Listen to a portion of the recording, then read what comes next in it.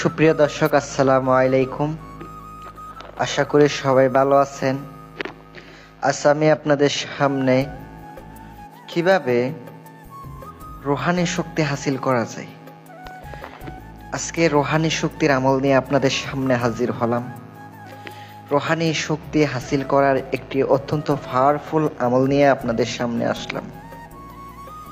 এই রুহানি পাওয়ারের মাধ্যমে আপনি যে কোনো কাজ অনায়াসে করতে পারবেন, খুব তাড়াতাড়ি যে কোনো আমলে কামিয়াবি হতে পারবেন।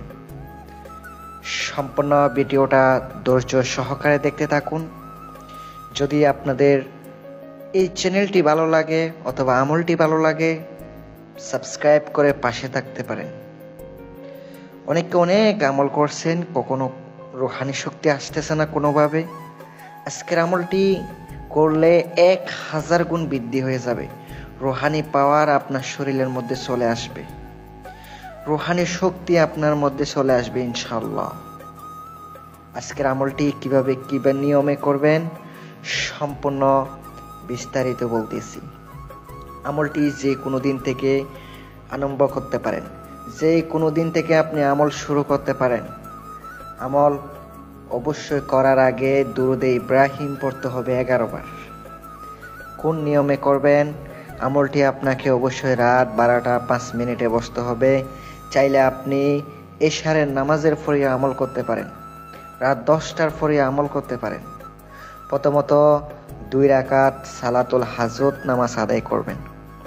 আদায় করার পর আপনি যখন নামাজে বসা অবস্থায় 11 বার দুরূদে ইব্রাহিম পাঠ করবেন। তারপরে আপনাকে পাঠ করতে হবে, স্ক্রিনে 2টা নাম দিছি দেখতে পাচ্ছেন, ইয়া জাহিরু ইয়া বাত্তিনু। মাত্র 500 বার পাঠ করতে হবে। চোখ বন্ধ করে 500 বার আপনাকে মনোযোগ দিয়ে দিন দিয়ে আপনাকে পাঠ করতে হবে। পাঠ করার পর আবারও দুরূদে ইব্রাহিম পাঠ করবেন। পাঠ করার শেষে আপনি উঠে যাবেন। এভাবে আমলটি কন্টিনিউ করতে থাকুন। 40 দিন অথবা 3 মাস পর্যন্ত আমলটি করেন।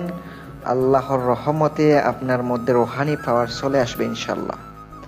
আর আপনারা যারা অনেক আমল করছেন, অনেকে অনেক কিছু করছেন, রুহানি শক্তির আংটি নিতে চান, স্ক্রিনে আমার নাম্বারটা দেওয়া আছে, আপনারা আমার সাথে যোগাযোগ করতে পারেন।